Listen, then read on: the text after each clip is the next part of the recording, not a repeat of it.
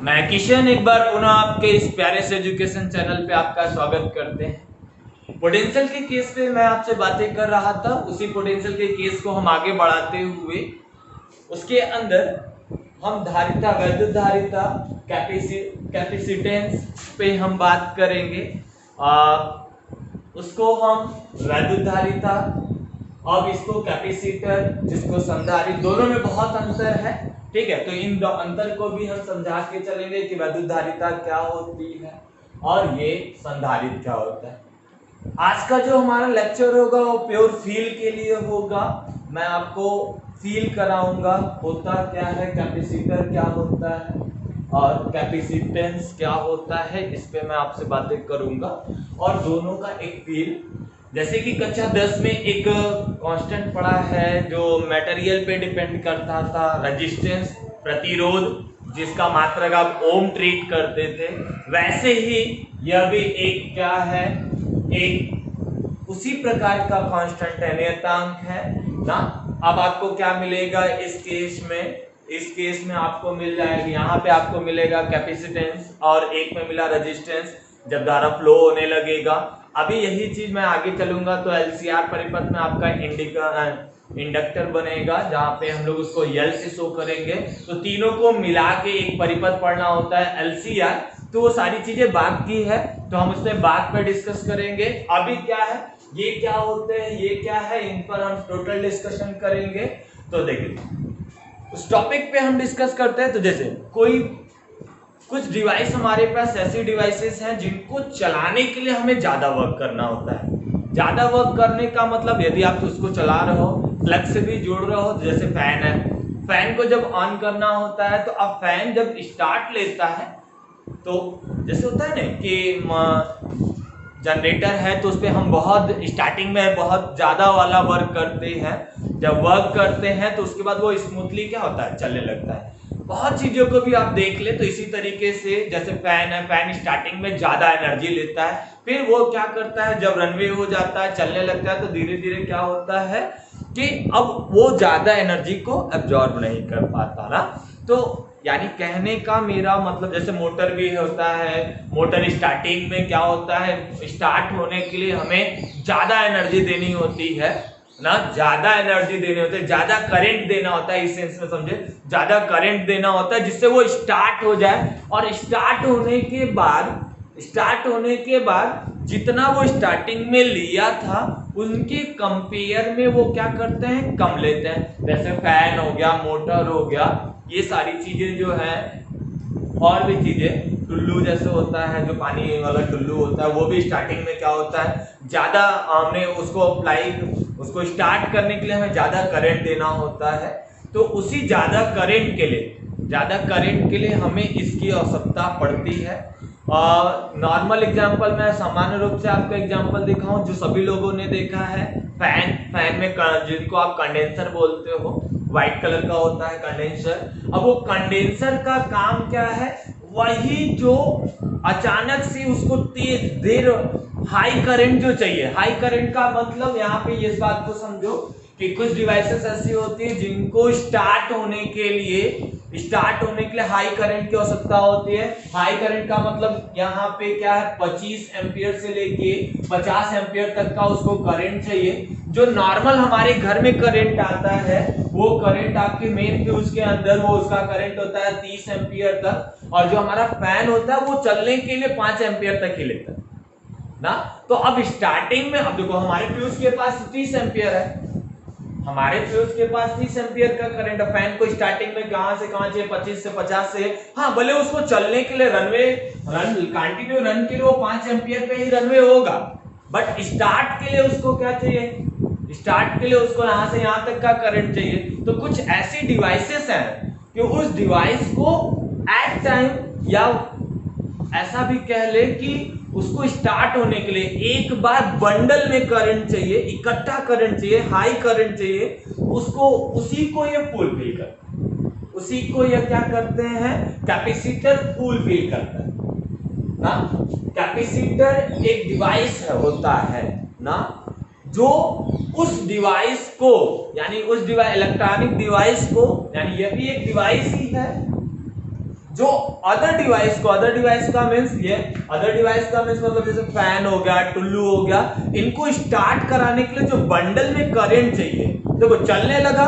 Normal way में सोचो कि जब हमें कोई वस्तु, जैसे ऐसा समझो कि स्टैटिक फ्रिक्शन हम लोग पढ़े हैं, कक्षा 11 में स्टैटिक फ्रिक्शन पढ़ा है कि कोई ऑब्जेक्ट है, जैसे टेबल है, तो टेबल को क्या करते हैं, हम उसको नॉर्मल वे में ढकेलना चाहते हैं तो क्या होता है, हम थोड़ा फोर्स लगाते नहीं हिलता, फिर थोड़ा फोर्स लगाते नहीं हिलता है, तो हम क्या करते हैं एक बंडल में उसमें फोर्स लगाते हैं, और जब वो रन कर जाता है यानी चल वहां से उस स्थान से यदि घसक जाता है तो क्या होता है, जितना स्टार्टिंग में फोर्स आप दिए थे क्या आप उसी फोर्स से उसको ढकेल के ले जा रहे हो, ऐसा तो होता नहीं। वो जब गति अवस्था में आ जाता तो गतिज का हो जाता। वैसे ही यहाँ वाला कॉन्सेप्ट भी है, कुछ इसी तरीके से मिलता जुलता कि स्टार्टिंग में उसको क्या चाहिए, एक बंडल में हाई करंट चाहिए। वो हाई करंट क्या होता है, 25 से 50 एम्पीयर, ऐसा नहीं 1000-2000 करंट वाला ना, 25 से 50 एम्पीयर तक उसको करंट चाहिए। और ये चीज हम लोग कूलर में देखे हैं, फैन में देखे हैं, टुल्लू में देखे हैं, मोटर में देखा है, तो इन सब चीजों में देखा है कि उसको स्टार्ट होने के लिए क्या चाहिए, ढेर सारा करंट चाहिए, ढेर सारा स्टार्ट होने के लिए। हाँ, जब वो चलने लगता है, स्मूथली चलने लगता है, जो स्टार्टिंग में उसको बंडल में करंट दिया गया तो वो लगातार नहीं होता, लगातार नहीं, फिर वो जब चलने लगेगा तो वो एक अपनी फिक्स करंट को ही लेता है, उसी करंट से वो चलता है ना। तो यहाँ पे उसी को कौन फुलफिल करता है, कैपेसिटर, संधारित्र ना, संधारित्र कर दो। पहले संधारित्र क्या होता है उस बात को समझे, तो अभी आपको ये समझ में आ रहा होगा कि संधारित्र क्या है। संधारित्र एक बंडल में एनर्जी देने वाली डिवाइस है ना, एक बंडल में यानी हाई करंट देने वाली क्या है, डिवाइस है। अब इसको दूसरे सेंस में आप इसको ऐसे भी रख सकते हो कि कैपेसिटर और स्टोरेज और लार्ज एनर्जी ना। कैपेसिटर क्या करता है, अपने पास एक बहुत बड़ी ऊर्जा में ना, बहुत बड़ी ऊर्जा में करंट, मैं अभी जो ऊर्जा के रूप में मैं बातें कर रहा, ऊर्जा के रूप में लिखे। हाँ, यहाँ बुक में आपके लिखा होगा फॉर्म ऑफ एनर्जी, ये होता है फॉर्म ऑफ एनर्जी को ही, यही एनर्जी को वहां चार्ज के रूप में लिखा हुआ है। तो अभी मैं बता रहा हूं, तो इस तरीके से आप इसको रख सकते हैं कि कैपेसिटर स्टोरेज ऑफ एनर्जी और फॉर्म ऑफ चार्ज क्या करता है, एक चार्ज के रूप में क्या करता है, एनर्जी को स्टोर रखता है। अब ये बार बार क्या करता जा रहा है, स्टोर रखता है, बिना शेप के बढ़ाए हुए, ना अपने आकृति को यह बढ़ाते हैं ना अपने आकृति को यह घटाते हैं। तो इस तरीके की जो डिवाइस होगी जो अपने आकृति को बिना बढ़ाए ढेर सारी एनर्जी को स्टोर कर लेते हैं, और एनर्जी स्टोर करने के बाद जब ऐसी डिवाइसेस जिनको चालू होने के लिए हाई करंट की आवश्यकता होती है, वही करंट उसको प्रोड्यूस करते हैं। ऐसा सुना है घर में जब कूलर स्लो चलने लगता है या फैन स्लो चलने लगता है, यानी जो स्टार्टिंग एकदम पिक उसको चाहिए कि बहुत सारा करंट चाहिए जिससे वो स्टार्ट हो जाए, कंप्लीटली बहुत तेजी वाला स्टार्ट हो जाए, रनवे हो जाए। तो उसमें देखो स्लो चलने लगता है तो मम्मी पापा क्या कहते हैं कि फैन का कंडेंसर बदल दो, नया नहीं आएगा ना, कंडेंसर बदलने की बात होगी कि कंडेंसर बदल दो ना, कूलर का कंडेंसर बदल दो, कहाँ चलने लगे। तो कंडेंसर देखा है व्हाइट कलर का होता है फैन में, मैक्सिमम जो घर के कुछ लड़के होंगे अपने घर के इलेक्ट्रीशियन, ठीक है। अब इसमें से दो वायर बाहर निकलते हैं। अब यही वही कैपेसिटर है, आपको कैपेसिटर कई चीजों में पढ़ने हैं, गोली के रूप में, पहले समांतर प्लेट संधारित्र के रूप में भी पढ़ना है, तो आपके सिलेबस में समांतर प्लेट संधारित्र ही है। आज के लेक्चर में मैं आपका गोली पे बात करूंगा, गोली कोष पे बात, स्फेरिकल कैपेसिटर पे मैं आपसे बातें करूंगा, तो वो फील के लिए केवल बातें करूंगा, ठीक है। और यहाँ पे अभी आपको याद समझ में आ गई होगी कि कैपेसिटर की आवश्यकता क्यों पड़ी, क्योंकि कुछ डिवाइसेस ऐसी हमारे पास होती हैं जिनको स्टार्ट होने के लिए हमें हाई करंट की आवश्यकता होती है। हाई करंट का मतलब कहां, 25 एम्पीयर से लेके 50 एम्पीयर तक के करंट की आवश्यकता होती है ना।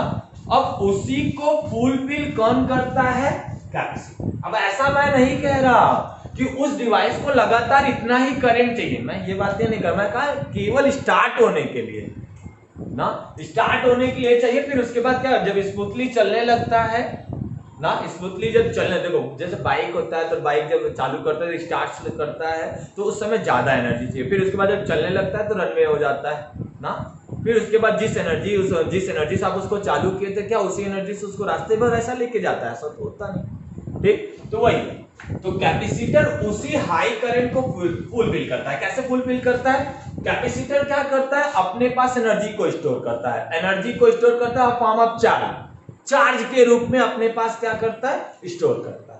चार्ज के रूप में अपने पास क्या करता है? स्टोर करता है। और जब हम उसको जोड़ते हैं ना, किसी इस प्रकार के डिवाइस में लाके जोड़ते हैं, तो जब हम उसको इस प्रकार के डिवाइस में इस कंडेंसर को लाके जोड़ा, तो जैसे ही इसमें करंट आना शुरू होता है, तो ये क्या करते हैं, ये वाला, अभी इनके काम को मैं आगे सिखाऊंगा, बस अभी ऐसा समझे कि ये वाली करंट में, यानी जो मेन फ्यूज से आपके पास करंट आ रही, वो ये आ जा रही ना 30 एम्पियर तक। इसको चाहिए 25 से कहां तक?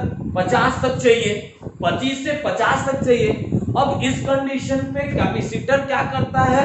अपने अंदर रखे हुए स्टोर एनर्जी को, यानी store energy in the sense of क्या? चार्ज, उस चार्ज को क्या करता है? उनके ऊपर देता है, जिससे क्या होता है? वो इनके फुलफिल करता है, इनके चार्ज को फुलफिल कर जाता है, यानी इनकी एनर्जी को फुलफिल कर जाता है। और ये मोटर, ये डिवाइस क्या होता है? रन करने लगता है। और जब रन करने लगता है, तो अब ये क्या करता है कि कंटिन्यूसली जब रन करेगा, जो स्टार्ट में इसको एनर्जी चाहिए थी, वो एनर्जी इसको मिल गई है, और ये लगातार अच्छे से रन करेगा। और हमने आपसे फिर से कह रहा हूं, बताया भी आपसे कि ये बार बार उसको नहीं चाहिए, बस स्टार्ट में ही चाहिए। इस प्रकार की बहुत सारी डिवाइसेस घर में पड़ी हुई है। तो ठीक है, तो संधारित्र क्या है? संधारित्र एक ऐसी युक्ति है जो अपनी आकृति को बिना बढ़ाए ना, ऐसे भी कह सकते हो कि अपने आकृति को बिना बढ़ाए ना। अब आकृति के केस में मैं आपसे बात करूं तो गोली संधारित्र शायद इसीलिए फ्लॉप हो गया। हाँ, मैं उसको हम लोग धीरे से क्या करते हैं, हाँ, वो हमारे लिए यूजुअल नहीं है, क्योंकि उसके अंदर शेप का आया कि शेप जितना बड़ा हो चार्ज वाला मैटर आने लगता है, इसलिए उसको हम फ्लॉप कर दिए और उसको हम लोग यूज नहीं करते। तो उस तरीके की बात, तो संधारित्र एक ऐसी युक्ति है। तो कैपेसिटर इन द सेंस आप क्या, कंडक्टर भी आप कह सकते हैं कि यह एक ऐसा चालक होता है, संधारित्र एक ऐसा चालक होता है जो ढेर सारे चार्जेस को अपने अंदर, चार्जेस का मतलब यहाँ पे हम एनर्जी से लेना देना है ना, ये ढेर सारे चार्जेस को क्या करता है? स्टोर करता है ना। ये सीधी सी बात लिख सकते हैं संधारित्र के केस में, संधारित्र के केस में, और डस्टर, तो संधारित्र के केस में आप एक बात लिख सकते हैं कि ये क्या करता है? एक ऐसा चालक है, यह एक ऐसा चालक है जो ढेर सारी ना, बहुत सारी ऊर्जा ना, ऊर्जा यानी वैद्युत ऊर्जा ऐसा कह सकते हैं, आवेश और फॉर्म ऑफ चार्ज ना, आवेश के रूप में संचित करते हैं। किस लिए करते हैं ये हमने बताया, किस लिए करते हैं ये हमने आपको बताया। किस लिए? वो स्टार्ट में जो उसको एनर्जी चाहिए था ना, जो स्टार्ट में हाई करंट चाहिए था, उसको क्या करना है? फुलफिल करना। इसको क्या करना है? फुलफिल करना। यानी अब इसको ऐसे भी कह सकते हैं कि यह एक ऐसी युक्ति होती है, यह एक ऐसी युक्ति है, इलेक्ट्रिक डिवाइस होती है, जो बहुत सारे चार्ज को यानी आवेश को क्या करते हैं? इकट्ठा रखते हैं, यानी संचित करते हैं। बहुत सारे आवेश को संचित करते हैं, ठीक है, संचित करते हैं। अब ये बात समझ में आई? इसका एग्जांपल मैंने आपको बताया, घरों में क्या है? कंडेंसर, ठीक है, कंडेंसर वगैरह है। तो ये अब देखो, इनकी जो एक प्रॉपर्टी होती है, जैसे कि ये कैपेसिटेंस की बात कर ले, यानी धारिता की बात कर ले, यहाँ पे क्या है? संधारित्र। तो संधारित्र की यह एक प्रॉपर्टी है, यानी गुण है, ऐसी बात कर ले। यानी ये क्या है, एक गुण है ना, ये इसका एक गुण है। तो इसकी अगली हेडिंग आप लगा लेंगे वैद्युत धारिता। वैद्युत धारिता, देखो वैद्युत धारिता अ प्रॉपर्टी ऑफ कैपेसिटर या कंडक्टर, ऐसे भी कह सकते हैं कि वह कैपेसिटेंस, कैपेसिटेंस आर क्या है, अ प्रॉपर्टी ऑफ कैपेसिटर। समझो बात को, संधारित्र एक ऐसी डिवाइस है, संधारित्र क्या ऐसे भी समझ सकते हो अपने आप में, कंडेंसर जो होता है ना, तो कंडेंसर एक ऐसे, अब ये क्या कर रहा है, ये इसकी ये प्रॉपर्टी, यानी सीधी सी बात, धारिता का मतलब क्षमता से, एबिलिटी से ना, एबिलिटी से है, ये भी बातें कह सकते हो कि कैपेसिटी से है, ऐसे भी समझ लो। यानी ये प्रॉपर्टी है किसकी, कैपेसिटर की। कैसी प्रॉपर्टी है, जो उसके योग्यता या उसके कैपेसिटी को प्रदर्शित करती है। कैपेसिटी का मतलब आपको, आप समझना, नॉर्मल भाषा में आप समझ सकते हो कैपेसिटी का मतलब क्या, कि अब जैसे मैं कह रहा हूं कि उसकी कितनी कैपेसिटी थी, तो यानी वो इतना ही चार्ज अपने पास रख पाता, यानी वो अपना ही चार्ज, इतनी वस्तु अपने उसके पास इतना, जैसे मैं कह रहा हूं कि उसके पास कितना बड़ा रूम है, क्या उसके रूम की कैपेसिटी की है कितनी है, तो वो 50 बोरे रख सकता है, 100 बोरे, तो वो उसकी कैपेसिटी है। बात समझ आ रही? तो वैसे ही कैपेसिटर का, ध्यान देना, कैपेसिटर का कैपेसिटेंस यानी संधारित्र यानी वैद्युत धारिता, इस संधारित्र का क्या है, एक गुण है, लक्षण है, प्रॉपर्टी है। अब वो कैसा, जो उसकी एबिलिटी को दिखाती है, योग्यता को दिखा, एबिलिटी या कैपेसिटी को बोल लो, कि उसकी कैपेसिटी को डिफाइन कर रही है, कैपेसिटी को क्या कर रही है, डिफाइन कर रही है ना। तो वैद्युत धारिता, ऐसा भी कह सकते हैं, वैद्युत धारिता एक गुण है, संधारित्र का एक गुण है, या किसी चालक का एक ऐसा गुण है, क्योंकि संधारित्र को आप देखो, संधारित्र को आपने एक नॉर्मल वे में चालक कहा, यानी कंडक्टर कहा, यानी आपने इसको कंडक्टर कहा, ऐसे भी कह सकते हैं, चालक कहा।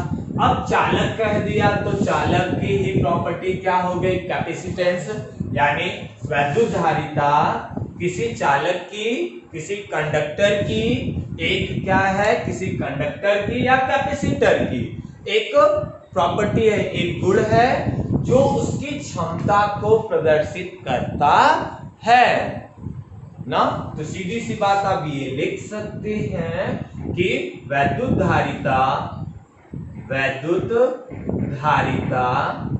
ना संधारित्र की का एक गुण है, जो उसके क्षमता, योग्यता, ऐसे कह सकते हैं, क्षमता, योग्यता या आवेश संचित करने की मात्रा ना, आवेश संचित करने की मात्रा को प्रदर्शित करता है, ऐसे को प्रदर्शित करता है।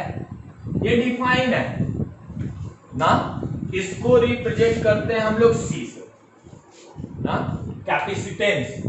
हालांकि पढ़ाते समय लोग बोल जाते हैं कैपेसिटर को ही सी, लेकिन ये एक प्रॉपर्टी है ना, ऐसा नहीं है ना, इसको अंदर ध्यान में रखेगा।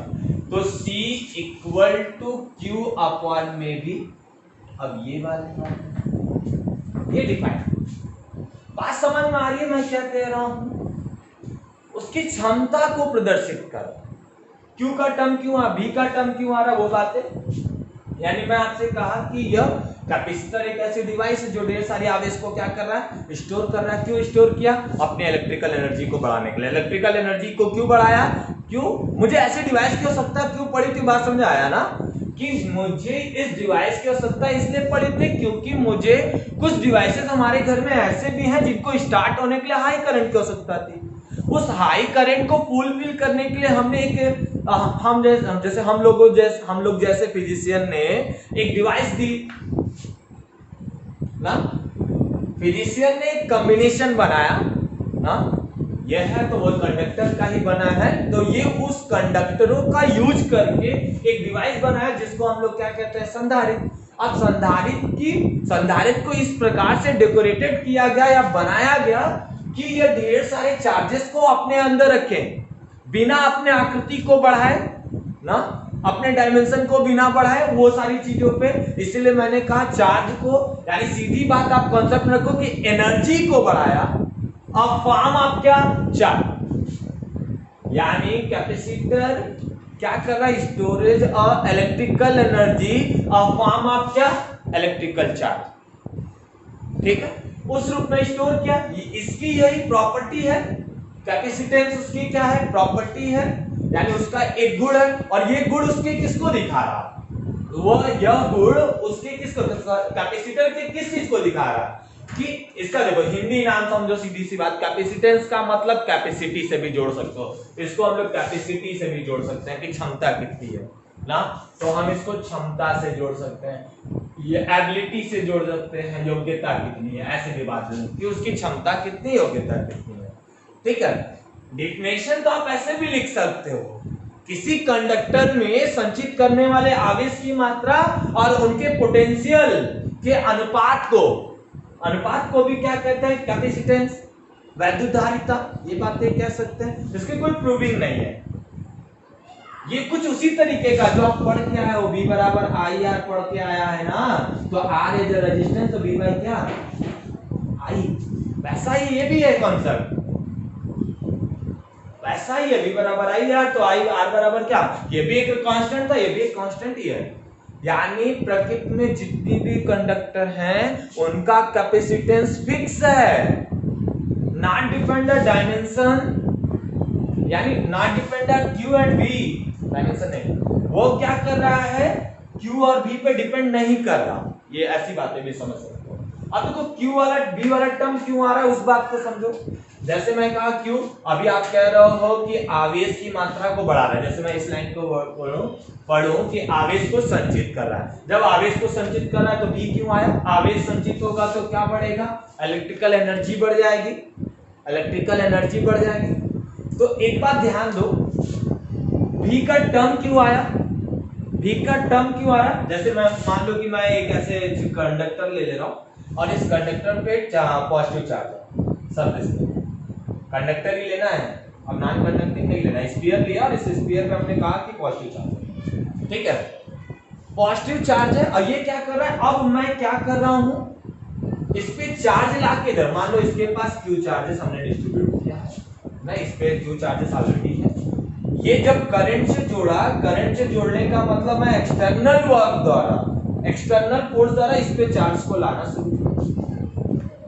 जब मैं इस चार्ज को इस पे लेके आऊंगा तो मुझे काम करना पड़ेगा, क्योंकि दोनों प्लस चार्जेस है, ऐसे भी सोचो, दोनों प्लस चार्जेस है तो ये इसको रिपेल करना करेगा, और मुझे क्या करना पड़ेगा काम, मुझे क्या करना पड़ेगा काम। और देखो हम लोग पढ़े हैं पोटेंशियल वाले में कि किसी चार्ज को उठा के ले आने में किए गए काम को, देखो ये इसका इलेक्ट्रिक फील्ड होगा चारों तरफ, ये पॉजिटिव चार्ज इसका इलेक्ट्रिक फील्ड है, इसमें मैं किसी चार्ज को उठा के लेके आ रहा हूं तो काम करना पड़ा, वो उसका क्या है, वो उसका क्या है, पोटेंशियल है। यानी मैं इस चार्ज को जितना उठा के ले आऊं, समझो बात को, कि मैं जितना उठा के उतना ही काम करना पड़ेगा, एक लाइन, फिर दूसरा, देखो एक चार्ज लाके रखा तो क्वांटिटी थोड़ी बढ़ गई, दूसरा चार्ज लेके आ रहा हूं तो पहले जितना आसानी से आ गया था, जितना आसानी से हम लेके आ गए थे, अभी कोई नहीं, अभी इसका मान लो इसका प्रभाव जीरो की तरफ है, अभी जीरो की तरफ है, तो आप गए एक चार्ज को ले आए, आसानी से आ जाएगा। अब गए दूसरे चार्ज को ले आ रहे हो तो अब ये वाला चार्ज इसको रिपल करना शुरू करेगा, यानी अब आपको ज्यादा फोर्स लगाना पड़ेगा, ज्यादा फोर्स लगाने का मतलब क्या, अब उसको ज्यादा काम करना पड़ेगा। ज्यादा काम करने के सेंस में आपने ये पढ़ा है dW अपॉन में dQ, देखो ऐसा पढ़ा है क्या, पीछे पढ़ा है V इक्वल टू पोटेंशियल ना, तो dW अपॉन में क्या, dQ, यानी जितना ज्यादा काम उतना पोटेंशियल, यानी मुझे जितना काम करना पड़ रहा है पोटेंशियल क्या हो रहा है, यानी dW equal to V into dQ, ऐसा भी समझो। देखो ये पूरा आज का लेक्चर फील्ड के लिए है, आप ये फील करके गए तो सब कुछ बहुत बढ़िया समझ में आने वाला है चैप्टर में, ठीक है। तो dw equal to v into क्या हो गया dq, यानी जितना हमें काम कर रहे हैं, अब बार बार मुझे क्या हो रहा है, एक एक चार्ज को बार बार मैं इस पे ले आ रहा हूं, तो मुझे उतना ही काम करना हो रहा है। जब हम जितना काम करेंगे, सीधी से बात समझो, जितना काम करेंगे पोटेंशियल का मान यहां बढ़ता है। जब पोटेंशियल का मान बढ़ जाएगा, जब इसकी पोटेंशियल बढ़ जाएगी तो ये चार्ज रखेगा क्या? नहीं, ये ज्यादा से ज्यादा चार्ज रख पावे इसके लिए हमें क्या करना पड़ा?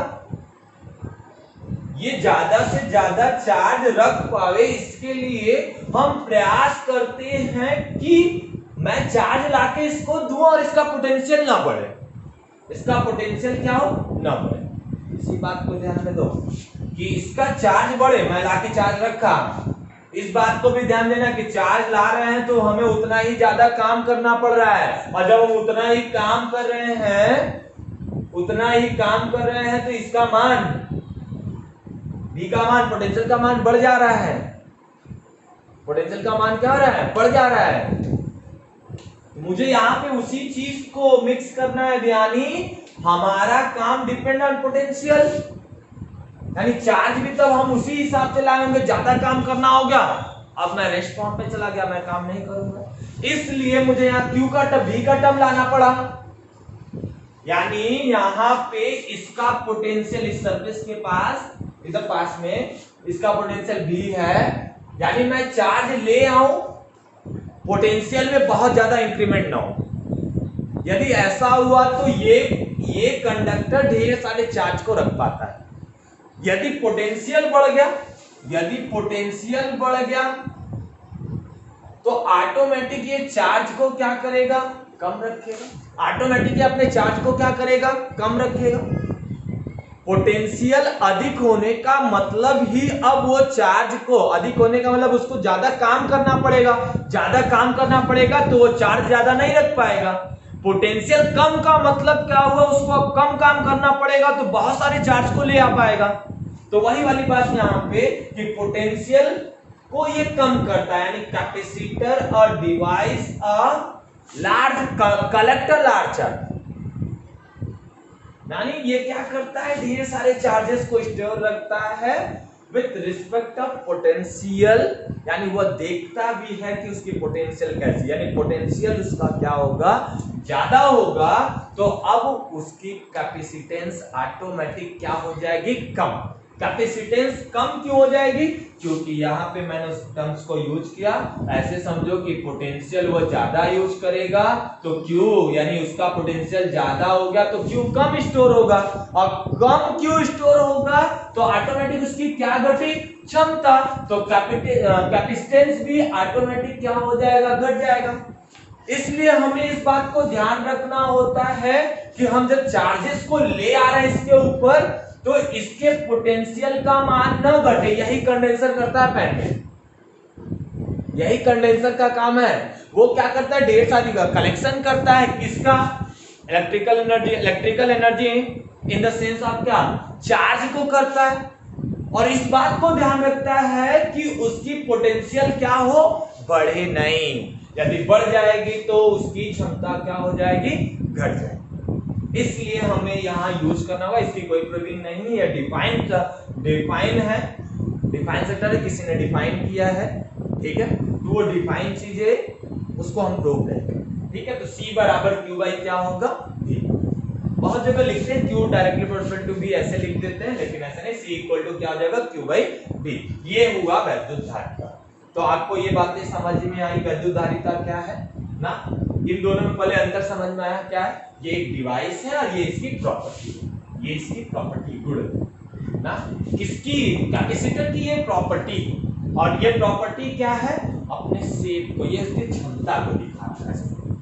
ये एक ऐसी डिवाइस है जो बिना अपने शेप को इंक्रीज किए, ऐसे भी कह सकते हो कि अब कलेक्ट, ये क्या करता है? कलेक्ट करता है ढेर सारी ना स्टोर करता है, ऐसे भी कर लो, स्टोर करता है किसको, वैद्युत ऊर्जा को। वैद्युत ऊर्जा को स्टोर करता है किसमें, चार्ज के रूप में, ढेर सारे चार्ज को अपने पास रखता है। और चार्ज अचानक से जब इलेक्ट्रिकल डिवाइस ऐसा यूज करते हैं जहां पे हमें ढेर सारे चार्जेस की आवश्यकता पड़ती है, वो इस समय ये वाला यही हम उस परिपथ में लगा देते हैं, तो ये अपने चार्ज को उसके ऊपर क्या करते हैं, देकर उसको स्टार्ट कर देते हैं। ठीक है, नॉर्मल वे में हम कह दें जो घर का पंखा है, नॉर्मल में जो पंखा है उसको चलने के लिए बस 5 एम्पियर की आवश्यकता होती है, लेकिन स्टार्टिंग में उसको ज्यादा चाहता है, तो इसलिए वहां पे हम कैपेसिटर है। कूलर है, कूलर का मोटर चला रहे हैं, तो कूलर का मोटर चलाने के लिए भी अब कूलर पे आप देखे होगे तो बहुत नॉर्मल वे में लिखा होता है 5 माइक्रोफैरेड, यानी बहुत छोटा इस तरीके से, इस तरीके का कंडेंसर लगता है। तो यानी उनको हम, वो कंडेंसर क्या करता है, उसको स्टार्ट बस करा लेता है, ढेर सारे चार्ज को उनको ऊपर देख के फिर स्टोर करना स्टार्ट करता है, तो वो इसकी प्रॉपर्टी है। तो संधारित्र क्या है, संधारित्र एक ऐसा गुण है, धारिता संधारित्र का एक ऐसा गुण है जो उसकी क्षमता और योग्यता को दिखाता है या आवेश संचित करने की मात्रा को दिखाता है। ये क्यों आया, ये बात समझ में आया कि मुझे ऐसा यूज करना पड़ा, नहीं तो केवल चार्जेस डालते जाओगा, पोटेंशियल बढ़ जाएगा, तो फिर दिक्कत हो जाएगी, फिर वो चार्ज ला ही नहीं पाएगा, ज्यादा काम करना पड़ जाएगा, ज्यादा फोर्स लगाना पड़ जाएगा, तो ला ही नहीं पाएगा। तो इसलिए हम इसको पोटेंशियल के टर्म्स को भी यूज करते हैं, क्योंकि हमें पोटेंशियल ही बताएगा कि अब हमें कितना काम करना है। कम पोटेंशियल यानी ऑटोमेटिक की बात करें, पोटेंशियल होगा तो उतना ज्यादा ही हमको काम करना पड़ जाएगा ना। अभी क्या होता, मैं ऐसे ढकेल दे रहा हूँ, चला जा रहा है, फिर कम बल लगा, फिर ढकेल दिया, चला जाएगा, लेकिन क्या होगा कि उसके बाद यदि पोटेंशियल इसका बढ़ जाएगा तो मुझे बहुत ज्यादा वाला बल लगा के उसको ले जाना पड़ेगा, तो यही होने वाला है। ठीक है, इसलिए मुझे यह यूज करना पड़ा। तो अभी इसको नोट करें, तो इसके बाद में मैं इसको आगे लेके चलूं और भी चीजें इस पे आपको टर्म्स से यूज कराऊं, गोली संधारित्र के विषय में भी बताता हूँ, इसको नोट करें। चलिए कुछ चीजों को और देखते हैं। तो ये बातें आपको समझ में आ रही है कि C बराबर Q/V। तो अब ऐसा देख के नहीं चलेगा, जैसे R होता है तो आपसे मैं R पूछूं कि R क्या VI पे डिपेंड करता है, करता है? बोलिएगा, सोच के बोलिए, करता है? जिसका जवाब यदि हाँ है वो जाके कक्षा 10 का फिर रेजिस्टेंस पढ़ के आए ना, भले उसको जाके पढ़ के आए, क्योंकि R डिपेंड नहीं करता है V और I पर। R उस मीडियम पे, मीडियम का मतलब जिस ऑब्जेक्ट में यानी तार है, तो उस तार की फिजिकल प्रॉपर्टी पे डिपेंड करता है, यानी लेंथ पे ना, लेंथ पे, एरिया पे ना, और उस पदार्थ किस पदार्थ का बना है उस पे निर्भर करता है ना। R बराबर पढ़ा है रो इंटू L/A पढ़ा है ना, हाँ अभी याद है ना। वैसे ही ये भी है C equal to Q/V। C not depend, यानी C is independent of Q and क्या V, यानी C Q और V से स्वतंत्र है, इंडिपेंडेंस। अभी हाल ही में इंडिपेंडेंस डे मनाया है ना, तो वैसे ही C स्वतंत्र है, यानी Q और V पे निर्भर नहीं कर रहा है, दिख रहा है ना, लेकिन ऐसा है नहीं। तो उस बात को भी नोट करके पहले लिखिए, बहुत इंपॉर्टेंट बात है, नोट करके पहले लिखिए उस बात को कि कैपेसिटेंस, कैपेसिटर नहीं, कैपेसिटेंस यानी वैद्युत धारिता आवेश और विभवांतर पर निर्भर नहीं ना।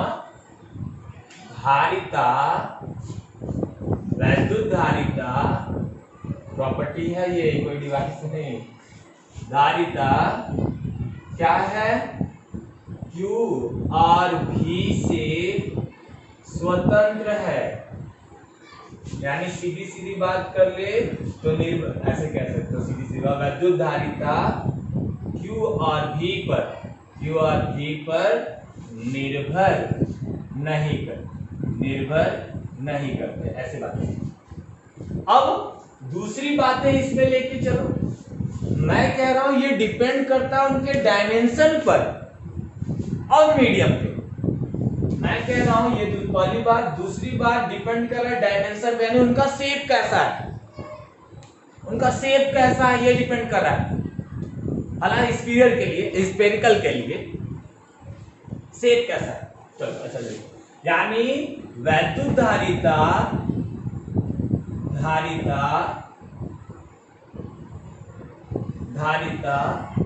निर्भर करता है माध्यम और डायमेंशन, यानी उनकी विमाओं पर निर्भर करता है। ये बात निर्भर करता है, लेकिन इन पे नहीं, Vq1V पे नहीं। बात समझ आ रही? तो अभी मैं उस बात को आपको प्रूव करके भी दिखाता हूं। तो अब आगे की तरफ हम लेके चले आपको, तो आप ये बातें जान ले कि गोली संधारित्र क्या होता है। आपके सिलेबस में नहीं है, बस मैं आपको फील देने के लिए बात कर रहा। तो अभी इस बात को भी देख ले, अभी आपने पढ़ा C बराबर Q/V, हमने कहा ये इस पे निर्भर नहीं, ये इस पे निर्भर नहीं, ठीक है, निर्भर नहीं। यदि मैं इसकी यूनिट की मैं बात करूं, यानी मात्रक की बातें करूं, देखो यानी सीधी सी बात समझो, आपने कहा एनर्जी, तो यानी इसका मात्रक वैद्युत धारिता का मात्रक, वैद्युत धारिता एनर्जी कहा तो इसका मात्रक क्या हो गया, एनर्जी कहा तो इसका मात्रक क्या हो जाएगा, आवेश का, ऊर्जा कहा तो इसका मात्रक जूल कह दिया, कह रहा हो कलेक्शन ऑफ चार्ज तो इसका मात्रक क्या हो गया, कूलम हो गया। लेकिन हमने क्या इसमें एक टर्म्स यूज किया तभी, तो ये दोनों नहीं है ना। तो अब डिफरेंशिएट करो सर, यार आप कहोगे तो क्या, मैंने कहा कि इलेक्ट्रिकल एनर्जी को स्टोर करता है। एनर्जी का मतलब तब जो वैद्युत धारिता का मात्रक तब क्या होगा, वैद्युत धारिता का मात्रक क्या होगा, तब जूल होगा।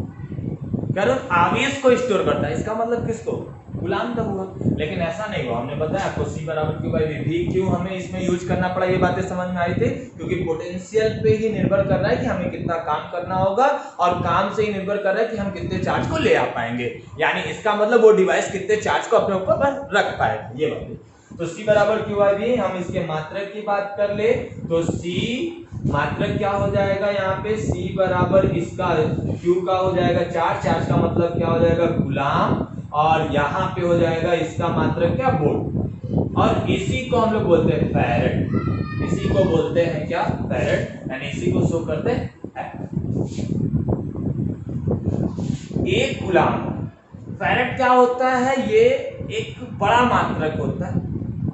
आपको जो दिया रहेगा माइक्रोफैरेड दिया रहेगा, माइक्रोफैरेड में दिया रहता है, सवाल माइक्रोफैरेड में दिया होता है, क्योंकि 1 फैरेड तो बहुत सारी चीज, बहुत बड़ी। इसका मैं आपको फील दिलाऊं तो कुछ ऐसा, जैसे समझो कि मैंने कहा कि एक डिवाइस बोला है, कैपेसिटर है, इसका कह रहा है कि इसका कैपेसिटेंस यानी वैद्युत धारिता कह रहा है कि 3 माइक्रोफैरेड, बोलो ऐसे 3 फैरेड बोल रहा है, कह रहा है एक डिवाइस है, इस डिवाइस का कैपेसिटेंस यानी वैद्युत धारिता कह रहा है 3 फैरेड। 3 फैरेड का मतलब समझ में आ रहा है आपको, आप इसका फील ले लो। मतलब क्या हुआ, इसको मैं थोड़ा सा अलग लिख रहा, ऐसे लिख, इसके बगल में, यानी इसका मतलब कि इस पर 3 फैरेड का फील लेके चलो। मैं बोला आज का पूरा लेक्चर फील के लिए है, फिर मैं कल प्लेन ना समांतर प्लेट संधारित्र में आपको पढ़ाऊंगा। तो यार देखो 3 फैरेड, इसी को क्या मतलब क्या कि मैं उस डिवाइस पे 3 कूलम का चार्ज लेके आया हूं, 3 कूलम का चार्ज लेके आया हूं, तो उसकी पोटेंशियल एनर्जी कितनी बढ़ रही है, 1 वोल्ट की। ये उसका फील है। आपको बोल दिया 5 फैरेड, 5 फैरेड का मतलब समझ में आ रहा है कि 5 कूलम का चार्ज लाने पर उस पर कितना बढ़ रहा है, 1 पोटेंशियल। तो आप तो यही चाह ही रहे थे ना कि मैं ज्यादा चार्ज ले पाऊं और पोटेंशियल बहुत बड़े, ना के बराबर बहुत कम बड़े, ना के बराबर भी हो। तो इसलिए ये तो बहुत बड़ा पैमाना है फैरेड। तो फैरेड का फील आया होगा, यानी किसी भी डिवाइस कंडक्टर पे 1 कूलम आवेश का, 1 कूलम आवेश ले जाने पर 1 कूलम वोल्ट बढ़ता है, विभवांतर 1 वोल्ट बढ़ता है, तो उसको बोलते हैं 1 फैरेड। मैंने आपको फील दिया कि यदि कह रहा है किसी डिवाइस पे कह रहा है कि उसके उसका कैपेसिटेंस 3 फैरेड है, तो 3 फैरेड का मतलब कि 3 कूलाम और 1 वोल्ट। 3 कूलाम का मतलब क्या कि मैं उस डिवाइस पे 3 कूलाम का चार्ज लेके जा रहा हूं और उस डिवाइस का 1 वोल्ट पोटेंशियल क्या हो जा रहा है, बढ़ रहा है। वैसे ही मैंने कहा 5 फैरेड, तो 5 फैरेड का मतलब क्या, 5 फैरेड का मतलब समझ में आ रहा है?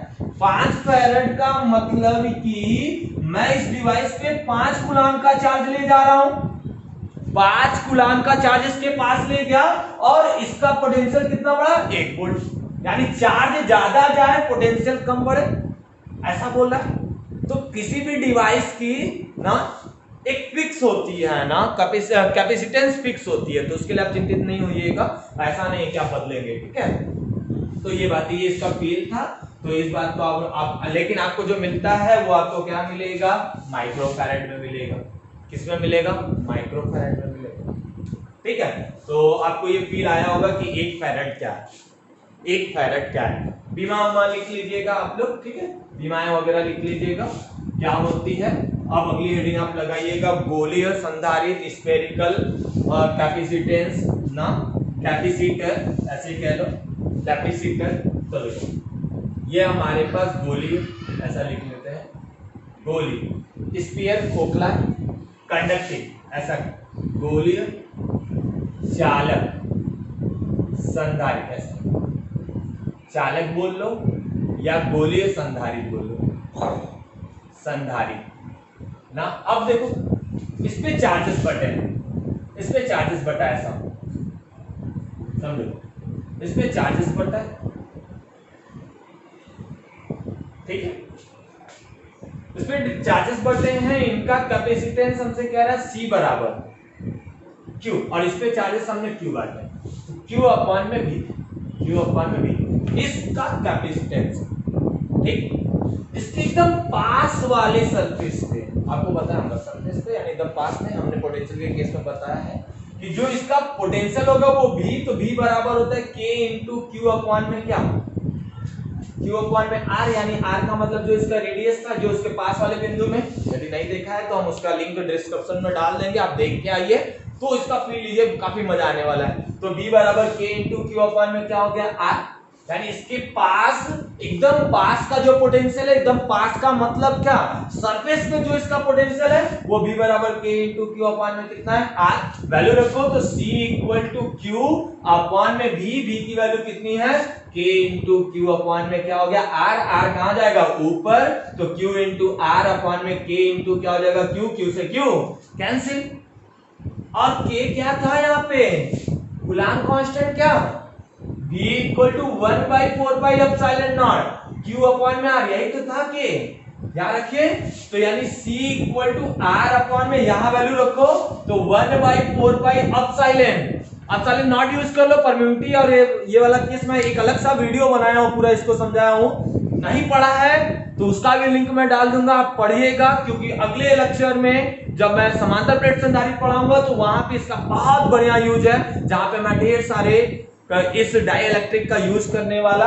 तो यहाँ पे 1 by 4 pi एप्सिलॉन नॉट हमने मान लिया कि निर्वात कर रखा है, एयर में है, ऐसी चीजें, ये कहां जाएगा ऊपर, तो C इक्वल टू देखो 4 pi epsilon not into R। अब इसमें बताइए पोटेंशियल का केस या चार्ज का कोई केस टर्म्स इसमें बचा क्या, बचा, इसीलिए मैंने कहा था वैद्युत धारिता इंडिपेंडेंस ऑफ क्या, Q एंड V, यानी Q एंड V पे निर्भर नहीं कर रहा, उससे स्वतंत्र है। आया क्या इसमें, आया, मैंने कहा वो किस पे निर्भर कर रहा है, माध्यम पे, देखो परमिटिविटी यूज हुई है, माध्यम पे ना, एयर पे है, जैसा रखोगे, जहां रखोगे, जल में रखोगे, जल के साथ देख लो ना, बात समझ आ रही है, यहां पे रखना है वहां रख लो, क्लियर हो रहा है।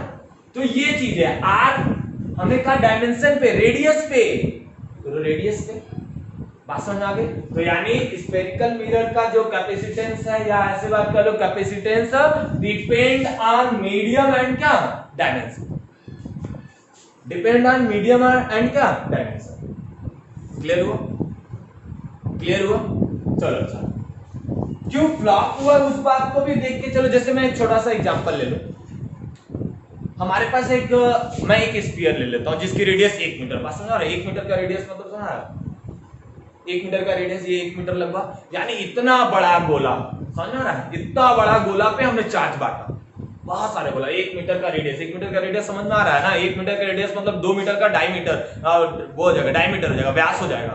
व्यास का मतलब समझ आ रहा है? इतना बड़ा गोला, बहुत सारे गोले पे मैंने चार्जेस बांट दिए ना, तो उसका कैपेसिटेंस कितना होगा वो निकालते हैं। यानी 1 मीटर वाले त्रिज्या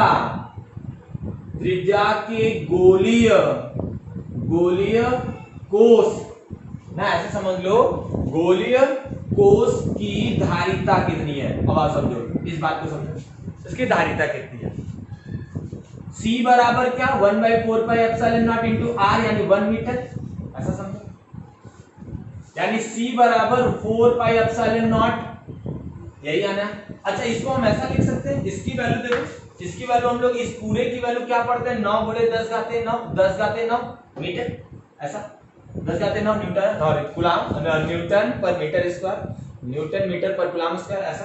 तो 9 गुणे 10 घाते 9, इसकी वैल्यू ये उल्टा है तो इसको उल्टा करो, यानी इसकी वैल्यू आ गई 1/4 पाई एप्सिलॉन नॉट, यानी सीधी सी बात, इसकी वैल्यू 1/9 गुणे 10 घाते 9, 10 से ऊपर गुणा करो, 10 से नीचे गुणा करो, 10/9 गुणे 10 घाते 10 हो गया, इससे इसके भाग दोगे तो यानी C बराबर 1.1, यानी इनटू 10 के पावर माइनस 10 फैराड। बात समझना, ये बहुत छोटा, बहुत छोटा, यानी ये बहुत छोटा आया। इसको माइक्रो में लिखोगे तो माइक्रो में भी लिख लो 1.1 इंटू, यहाँ पे 10⁻⁶ होता है, अब लिख लो, कोई दिक्कत नहीं, हमें पता है 1 माइक्रोन बराबर 10⁻⁶ है ना, माइक्रोफैराड, तो ये हो जाएगा 10⁻⁶ फैराड, बदल लेंगे। बात समझ रहे हैं? इसका 1.1 इंटू 10⁻⁻10 फैराड बहुत छोटा है, बहुत छोटा है, बहुत छोटा। नॉर्मल जो फैन चलाने के लिए चाहिए उस पे, यानी कूलर, उस कूलर का जो कंडेंसर होता है, उस कंडेंसर पे भी देखा होगा लिखा होता है 5 माइक्रोफैराड, उससे भी छोटा है, उससे भी छोटा, मतलब तब ये हमारे लिए तो वेस्ट है ना, जब कूलर तक नहीं चला सकता, फैन तक नहीं चला सकता, उसके लिए तब ये वेस्ट है। आप समझ में आपको आ रहा है कि कैपेसिटेंस कितना, कैपेसिटर कितना बड़ा, 1 मीटर लंबा, यानी इतना बड़ा गोला हम यूज कर रहे हैं और उस गोले पे चार्ज को बांट रहे हैं और एक कूलर भी नहीं चला पा रहा। बात समझ आ रहा है? इसलिए मैं इसको धीरे धीरे डिस्ट्रॉय कर रहा हूं। क्यों हुआ भी, इसको मैं फ्लॉप क्यों कर रहा, उस बात को भी समझो। अभी मैं एक और फील देता हूं, एक फील अभी और मैं दे रहा हूं, तो उस बात को समझो। यानी यहां पे इसका कैपेसिटेंस बहुत ही छोटा है, जो एक नॉर्मल वे में कूलर को भी नहीं चला पा रहा। और कितना बड़ा कैपेसिटर कूलर में, इतना बड़ा गोला ले जाके लगाएगा क्या, चलेगा? अच्छा ठीक है, यदि ऐसा हो रहा है तो क्यों हो रहा है उस बात को भी समझो। मिटा, लिख लिया हो तो ऊपर का मिटा दे, उस बात को भी समझो। अब देखो, मुझसे कह रहा है, अब हमसे एक बात कह रहा है, देखो यहाँ उल्टा है, 1 मीटर वाले त्रिज्या का गोली कोष की कितनी धारिता होगी, ये वाली बातें पूछा। अब मैं आपसे पूछ रहा हूं कि 1 फैराड के लिए कितनी रेडियस चाहिए। अब मैं आपसे कह रहा हूं, दूसरा चीज मैं कह रहा हूं, 1 फैराड की धारिता, 1 फैराड की धारिता, 1 फैराड की जो धारिता है, धारिता के गोलीय कोष की त्रिज्या कितनी, चलो अब ये निकाल के देखो, इस बात को समझो। तो देखो यहाँ पे क्या, C = 1/4 pi epsilon naught into क्या हो गया R, इसकी वैल्यू कितनी, 1 फैराड, यानी 1/4 pi epsilon naught into R, then R बराबर 1/4 पाई एप्सिलॉन नॉट इंटू इसकी वैल्यू कितनी होगी, 9 गुणे 10 घाते 9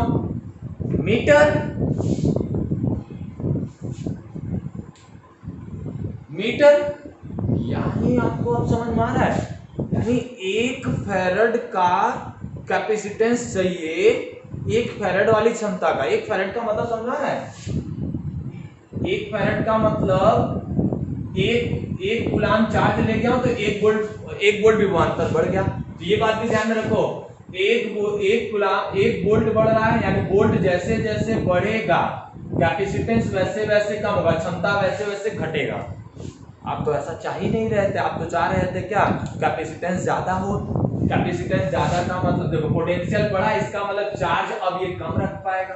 अब चार्ज कम रख पाएगा तो क्या होगा, कैपेसिटेंस ऑटोमेटिक कहाँ हो जाएगा, ड्रॉप कर जाएगा, नहीं कर ले पाएगा, रख नहीं पाएगा। अब इस बात को समझ, इसका फील आ रहा है, जो पृथ्वी की रेडियस होती है जिसके अंदर हम लोग हैं, उसकी रेडियस होती है 6.4 × 10⁶ मीटर। इसका मतलब कि ये जो गोला है, 1 फैरेड का जो गोला है, 1 फैरेड की धारिता कैपेसिटेंस के लिए जो त्रिज्या, जो हमें गोली को जोड़ना होगा वो पृथ्वी से भी बड़ा। ऐसा पॉसिबल है क्या? पृथ्वी से भी बड़ा, जिसके अंदर हम लोग हैं उससे भी बड़ा गोला चाहिए हमको। इसलिए यानी कहने का मतलब कि इस प्रकार के कैपेसिटर का कैपेसिटेंस बहुत कम था, इसलिए हम इसको जाके बाद में क्या करते, फ्लॉप करते। इसको हम लोग फिर नहीं, दोनों फील लेना, दोनों से फील लेना। 1 मीटर की त्रिज्या यानी इतना बड़ा गोला रखा है, इतना बड़ा गोला रखा, तो वो ऐसा कैपेसिटेंस दे रहा है, ऐसी धारिता दे रहा है कि वो चल ही नहीं पा रहा है, डिस्ट्रॉय हो रहा है, खराब है, हमारे लिए कोई यूज का नहीं। और यदि मैं चलाने के लिए सोच रहा हूं तो कितना बड़ा गोला चाहिए, पृथ्वी से भी बड़ा, इतना बड़ा गोला चाहिए। ऐसा सोच रहे हो, समझ में आ रहा है? यानी इसका मतलब कि इस प्रकार के स्फीयर का क्या है, कैपेसिटेंस बहुत कम है। तो ये बातें समझ में आ गई। तो यानी इसका मतलब ये बातें तो समझ में आई, 1 फैरेड का चाहिए यानी 1 कूलम चार्ज के लिए। आप तो ये चाहोगे कि मैं 1 कूलम चार्ज ले जाऊं, आप तो ये चाह रहे हो 1 कूलम चार्ज मैं ले जाऊं, लेकिन पोटेंशियल इसका ऐसा कुछ बढ़े, इस टाइप का बढ़े, यानी पोटेंशियल बहुत कम बढ़े, तब तो हमारे लिए सक्सेस होगा। ठीक है, तो ये आपका आज का फील रहा कैपेसिटर का। मैंने आपको आज इंट्रोडक्शन कराया, कैपेसिटर और कैपेसिटेंस दोनों में अंतर है, वो चीजें हमने फील आपको कराया।